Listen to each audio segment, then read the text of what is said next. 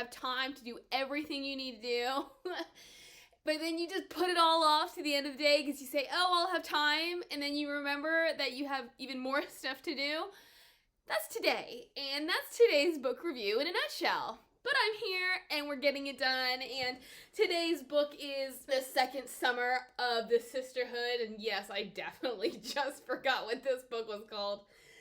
Oh my gosh, because it's the end of the day. My brain's not going to work. What is this one called again? But yeah, today's book is The Second Summer of the Sisterhood by Brashares. And I quite enjoyed it. I keep trying to figure out which of them I like best. And there's always something that I like just as much, if not better, than the last book. But then I get to the book before it and I'm like, wow, this is such a great book. And so that is one thing that makes me enjoy this series so much, is that yeah, while it's great to have a favorite book of a series, and I guess to be fair, my favorite would be Sisterhood Everlasting, which is the 5th installment of the series. While it's great to have a favorite book of a series, it's also equally great to love a series as a whole, because there's never a book that you're dreading. And sorry, I just noticed that I underlined in my book. And I always love when I run across my old notes, because sometimes I think I was smarter before I got smarter. And so I enjoy seeing the things that I picked out, because when I underline things, I tend to underline things that I want to emulate. But sorry, that was getting sidetracked. The second summer of the Sisterhood follows along with our quartet of friends, B, Carmen, Lena, and Tibby, as they embark on yet another summer, and they share the magic pants to kind of keep them bonded together. And this summer, B goes to Alabama to reconnect with the grandmother that she had lost touch with. Carmen ends up staying home, and it's supposed to be the summer of the love pants. Instead of the love for her, it tends to be love for others, which creates a lot of drama. Tibby ends up going to this film school, or like a summer film camp. And then Lena. As much as I want to like Lena, I think she is so boring. Lena starts off the summer with a job and then ends the summer in a continued romance with Costas. Speaking of Lena, I know in the last review I was trying to figure out whether or not I liked Alexis Bledel as the portraying actor. And I think why I struggle with whether or not I think Bledel was a good cast is because if you've ever watched Gilmore Girls, you know that Rory is very similar to Lena in certain respects. However, I think that Alexis Bledel / Rory are a bit more interesting than Lena. And so while I see it physically and why I see that maybe she was a really good choice to portray Lena, she's almost a little too good to be Lena. Unless Lena is your favorite character, and then all of this is a moot point. Like, it doesn't even matter. I honestly didn't care about her storyline until Costas showed up. So I guess that's where I'll start. Lena gets a job, but it's actually her mother. I think it's funny. She's like, yeah, I got a job, but I think they actually hired my mother. So she starts this job, and her storyline kind of opens with her discovering this forbidden romance that her mother had shared with this guy named Eugene. It's accidental. She doesn't mean to stumble across it, but Carmen's mother accidentally says something. Then Lena starts trying to get information. Everybody starts clamming up, and eventually she sucks it up and she asks her mom about it, and her mom shuts her down. So they have these issues throughout the summer. Then Costas shows back up. Lena had gotten together with him at the end of the last book, yet sometime between then and the resurgence of summer, she had broken up with him because she's just boring. Because she's all in her head, and so she just starts overthinking things and is like, I just can't handle being with Costas yet. I can't be with him because all of these doubts start coming to me, blah, blah, blah. So she's miserable, and everybody's like, but you broke up with him. Anyways, he shows back up because he's doing a summer internship. It's all a ruse so he can see her, and eventually she does reconcile with him, and she apologizes, and she was basically like, I just liked you too much, and I was too scared when we weren't together, and I couldn't get out of my own head. So they resume their romance. I actually don't even know for how long. I think maybe a couple of weeks, if that. And then all of a sudden he's like, I've got to go back to Greece. We have no idea what's going on. And then her boppy dies. So she and her family all go to Greece. And so then they're having this funeral, which is when she learns that Costas left because he had to marry another girl. Naturally, Lena is devastated. And we learn that this happened because when she had broken up with him, he had slept with this other girl and she had gotten pregnant, and that is how things were handled in that Greek town. And so he's like, I'll never stop loving you, and blah, blah, blah. And everybody is trying to tell her, hey, it'll be okay. We're sorry for you. And then her mother finally reveals the truth about Eugene. And it was that when she was around Lena's age, she'd fallen in love with him, only for him to go to the States and lead her on for a while. And then she joined him in the States. He gives her this ring, and they live as husband and wife, which she says, oh, my mother ever knew. And then something that she learned later on was his dad had messaged him. That's funny. His dad had written to him and said, you gotta put your fancy degree to work, so come back to Greece. He met another girl and he broke Ari's heart. She ended up meeting Lena's dad. Eugene kept coming back into her life, and it was a point of contention, but this helped her marriage get stronger. This helped her realize that Eugene was nothing in the grand scheme of things.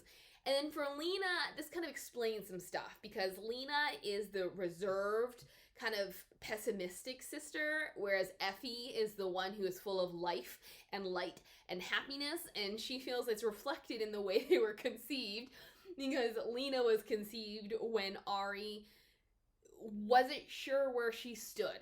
She had married Lena's dad, but because of her experience with Eugene, she didn't trust herself. She didn't trust the love that she had for her husband. Eugene arranges a meeting with her, and after that she realizes, you know what, I don't love him. I made the better choice. And she's pretty certain that's the night that Effie was conceived. And so Lena's like, well, no wonder Effie is the way she is, because she was conceived during a time of happiness, and I was conceived during a time of uncertainty. So that's Lena. She became more interesting once Costas showed up, and that is a running theme throughout this series for me, is that she is just so uncertain with herself. And in my opinion, she's a little bit conceited. I don't think she's supposed to come across as conceited, but she's incredibly beautiful. And because of this beauty, she wants to downplay it as much as possible. And so she does whatever she can to put people off and to, I don't even know, not prove that she's not beautiful, but she doesn't want to draw more attention to herself. And so her natural quietness is enhanced by her desire to lay low and, fly under the radar. But when Costas is around, she feels more of a sense of freedom and this willingness to do more, to be more, and to explore new things and to open up. So I enjoy whenever Costas is around. But honestly, when he's not there, I could skip through Lena's chapters. Just nothing ever happens. She's super duper boring. Although I will say, I enjoyed a moment. So after Costas left and she was moping about, she was at work, there was a customer, which, can I just say, I really, really hate when characters work jobs that they hate so much that they do nothing. I'm like, how do you stay employed? Anyway, so she's just moping about, like, sitting on the floor, but I don't know, amongst a rack of clothes or something. The customer gets her attention, asks what Lena thinks about the outfit she's tried on. And Lena realizes that it is Bailey's mother. And if you don't know who that is, go watch my other review or read the book. Do whatever you feel like doing. It's here that Lena has this revelation about the pains and the troubles of other people in comparison to her own pains and troubles. And so I enjoyed that moment. And speaking of that moment, we'll just go into Tibby, because Tibby is the one who brought Bailey into the picture in the first place. My favorite character is probably still B. The one that I most like is probably still Carmen, although she deviates from me a little bit in this book. She just becomes a little too diva, like more diva than I'll ever be.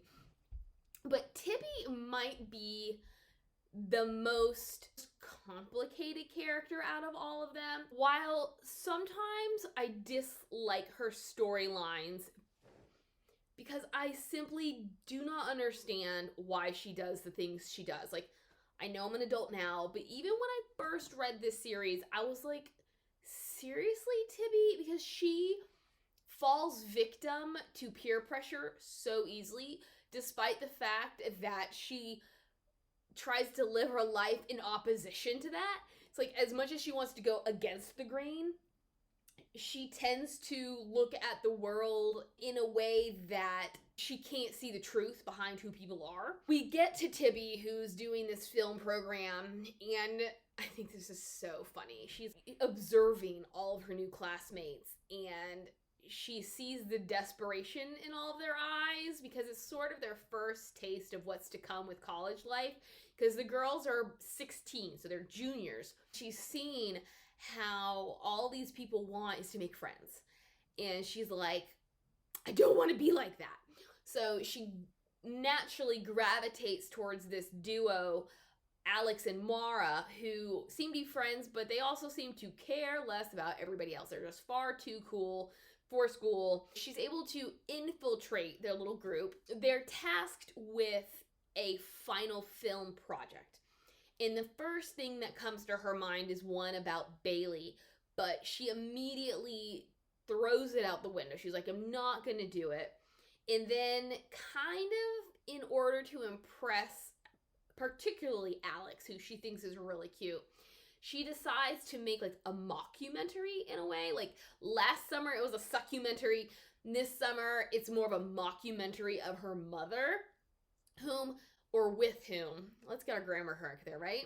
She has a strained relationship because she does have two extremely younger siblings, and she feels like her parents have traded in the lifestyle that they had with her for this new lifestyle they have with their new kids and their new home and their new friends. And she doesn't always get along with her mother, but she does this movie only for it to kind of backfire on her because it upsets her mother and it causes a rift between her and Brian, because Brian had surprise visited her and she knew that Mara and Alex would make fun of him, so she kind of avoided him and did things like lied to him about where she was going so that he wouldn't be able to come with her. But he shows up at the viewing and he just speaks the truth. He was like, that wasn't a good movie. That wasn't a funny movie. That movie hurt somebody. They get into an argument and he leaves, and now she is completely remorseful. She tries to go after him, and this is something that I sort of don't understand either. So she never goes to his house because he doesn't have a great family life, great home life. But she goes to his house in order to confront him, to apologize, to do whatever she's going to do. And when he's not there, she ends up tracking him down somewhere else. And then as soon as he sees her and starts walking away, she goes back to her school. I thought the whole point is like a 2-hour drive. It was like the whole point of you going to find Brian was to talk to him. And if you were willing to go to his house to do it, why can't you do it when you find him at a park bench? I mean, I get it, but I don't get it. I do think it's funny because she is so ashamed of her behavior. she had the pants at this point, and she was wearing the pants, and so she takes them off, stuffs them in the mail slot at Lena's house, and then just drives back to school in just her underwear and her shame. And so I love that imagery. But eventually she does come to terms with the fact that Alex and Mara are kind of posers in their own right. Mara is a people pleaser. She just wants to please Alex the way that Tibby had wanted to please Alex and Mara. And then Alex, as much as he wants to come off as really aloof and too cool, like, he really does care about filmmaking. She essentially severs ties with them. She, like, does everything so that they don't want to hang out with her anymore. And she decides to make a different film, which is about Bailey. I just thought it was so beautiful. I love the Bailey storyline. I enjoy how Bailey, and then by extension Brian, keep Tibby grounded. They remind her what's truly important in life, or who is truly important in life. And even though Bailey's gone, this is still something that's extremely close to Tibby's heart, and in a sense will always keep her accountable. So I'm glad that we brought Bailey back, especially because for me, I needed more resolution with Bailey in terms of how things ended in the first book. It's not that they ended badly, but Bailey's death, it happened at the end. And so I felt like there truly was room for more. Bridget, she might be my favorite narrative in this book because I needed, like with Bailey, I needed so much more about what happened in the last book with her. I was really glad to see that explored and expanded and resolved in this book. I still don't quite understand her reaction to the events of the last book, but I feel like her plot line in the second summer served to resolve it. And what that is, she's still in a pretty bad place. She's given up soccer, she's gained a bunch of weight, she has tried to dye her hair and it turned out disastrously, and she has not found her mojo. And so while she was initially going to stay in town for the summer with Lena and Carmen, but then she stumbles across this box of letters from her grandmother, Greta, and she confronts her dad about why he never gave her or her brother Perry these letters, and he was just like, I didn't want you to have them. So she decides she is going to travel to Alabama, to Burgess, Alabama. It's really probably a bad Southern accent, which says a lot considering I'm Southern. But she goes down there in order to reconnect with her grandmother. She goes there under a guise. She calls herself Gilda Tomko, and I mean, this girl has balls. She walks up to her grandma's house, knocks on the door, and says, I heard you need help. I mean, holy cow, I would have needed much more of a plan in order to do that. Especially because if you think about it, there are a ton of holes in her plan. So if what she is going to do is say, oh, I've just moved here for the summer, but my parents are traveling, well, why is she staying in a boarding house? Why is she only there for the summer? Like, there's so much that does not work about her story, but that's neither here nor there. But I would have just been like, I have to have a better reason to encounter my grandmother. In any case, Greta says, sure, I could use some help fixing up my attic because I want to rent it out. So that's what Bridget does. And then she reconnects with soccer because she ends up at a soccer field and she's kind of overcome with memories here and there. And she sees this group of guys show up and they start playing, and she's like, I think I know this one and I think I know that one, because she and Perry used to visit all the time when they were kids before their mother died. And she used to play soccer, like that her grandfather taught her how to play soccer. He introduced her to the sport. She's like, I think I used to play with these guys. And she ends up being an unofficial coach. From there, she ends up playing again, and she starts running again, and she kind of comes out like a butterfly, and her all that really bad hair dye comes out. So by the time she leaves Burgess, she's Bridget again. I enjoyed how we got a deeper glimpse into her home life, particularly with her mother, because her mother suffered from severe depression. I enjoyed seeing how Bridget had to deal with all of that, because she's pretty pervious. If you can't tell, the girl's got a lot of nerve. This is definitely her softer side. And I have always really enjoyed this part of the entire series where Bridget is extremely vulnerable. And I like watching her come back to herself. I wish we had more of Bridget. I feel like we have a ton of Carmen and a good bit of Lena. Bridget definitely gets the shaft on this one. And eventually she and Greta have a heart-to-heart where Greta's like, I know it was you. And Bridget's like, how did you know? And she goes, why? Like, how could I not know? And then there's Carmen. Carmen. I guess I said that name one too many times. And I feel like I have a mullet. The way that I'm sitting, it feels like I've got my hair flipping out right here. Oh, so please forgive me. Carmen's summer was supposed to be the summer of the love pants. We open up with her having her first date with the cutest guy in school, a guy named Porter. When she comes home from this date, it's to find that her mother is not there. We learn that her mother had a last-minute date with a guy named David from the office. Their romance just blossoms, and Carmen cannot stand it. She doesn't like her mom's behavior, but it's not even necessarily the mom's behavior. She doesn't like how it's changing their dynamic. She kind of feels like David is encroaching on her family. And so she acts like a complete child, and she eventually sabotages their relationship so that they break up. At this moment, her stepsister, Krista, yes, I definitely forgot her name. I was going to call her Lydia, but Lydia is the stepmother. So Krista shows up, and Carmen's like, what in the world are you doing here? And Krista goes, well, you ran away last summer, and I'm really upset with my mom. I'm so tired of her telling me what to do, so I figured I'd run away too. And both Carmen and I are like completely different circumstances. Carmen ran home. Krista came in the off chance that she could find Carmen, because this is before GPS, people.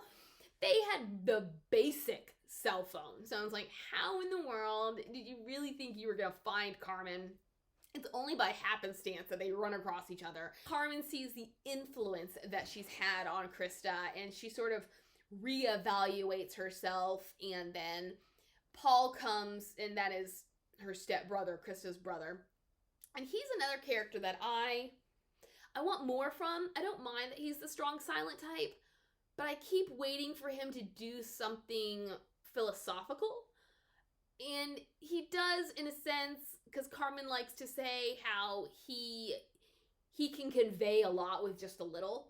But for me, I keep waiting to get something from him, to see him, rather than for him to show up and have nothing to say like 5 words, and then have nothing to say.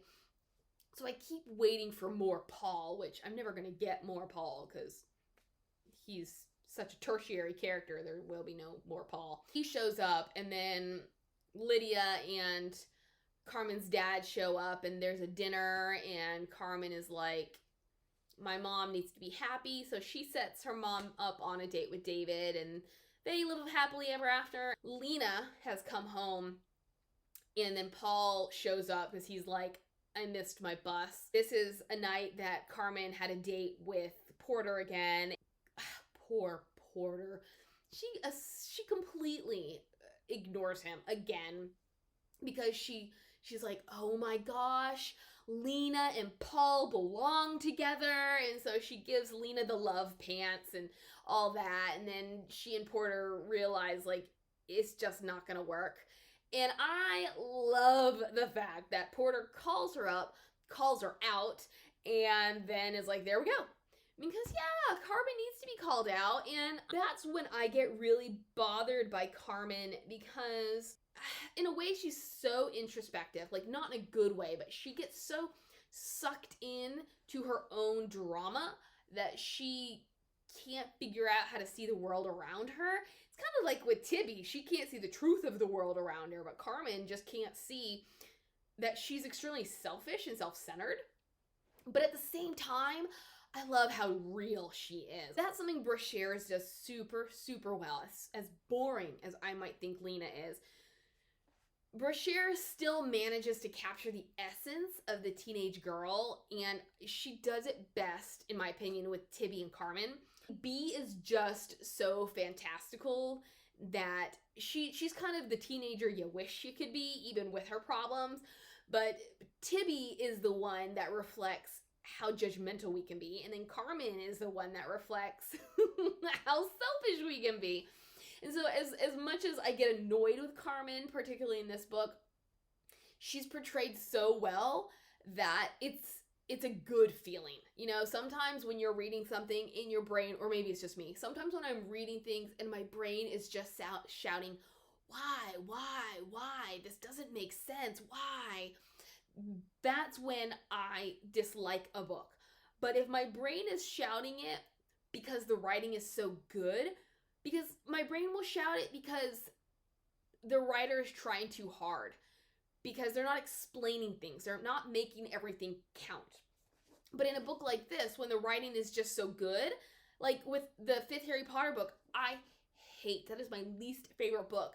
But only because the writing is so good. Harry is portrayed so well as an angsty teen that I just can't stand his behavior. But it's completely natural, just like in this book with Carmen. That's all just to say, Carmen is, I don't particularly care for her in this book, but in the best possible way. I don't want to get ahead of myself with things that happen in the next book, so I'm just going to stop here with, I really enjoy where we're leaving off with Paul and Lena. I like that we're getting a new love interest introduced, especially because they're very similar. And my question, in the first book, Paul had a girlfriend. And my question had always been, why? Or how? He might be incredibly handsome, but if he doesn't speak, what is there to keep the relationship going? But Lena is so similar to that I could see that relationship going somewhere. So I'm really excited to see how that evolves, what really happens with that. As always, which is your favorite character? Who is the girl that you relate to most? Who is the girl that you dislike the most? Do you have friends like this? Because that continues to be my greatest envy. I want friends like this, ride or dies, and it's been a very long time since I have had a ride or die, which is why I think this series will always stay close to my heart. And, it's kind of, hey, look at that! A nail file! I can never have too many. I kind of know why it's in here, because I was probably using it as a bookmark. What a great surprise. Anyways, you can tell I didn't actually read this book. I listened to it on audiobook, which, let me say, I really enjoy the narrator. There are some times that I feel like she gets a little stilted, but I enjoy how she portrays each girl, because I do remember there was a point where I was wondering if there was a different narrator for each girl, but there's not, because then I would listen to other audiobooks, and I'm like, oh, that's the girl who narrates the Sisterhood of the Traveling Pants. But I would hear, depending on the audiobook, I would hear a different girl, and so I was like, it has to be one narrator who just slightly changes her tone. And for me, I enjoy that. because sometimes I get thrown off, like when I listened to the Tamara Pierce Immortals and Song of the Lioness series where they did a full cast audio and it was horrific.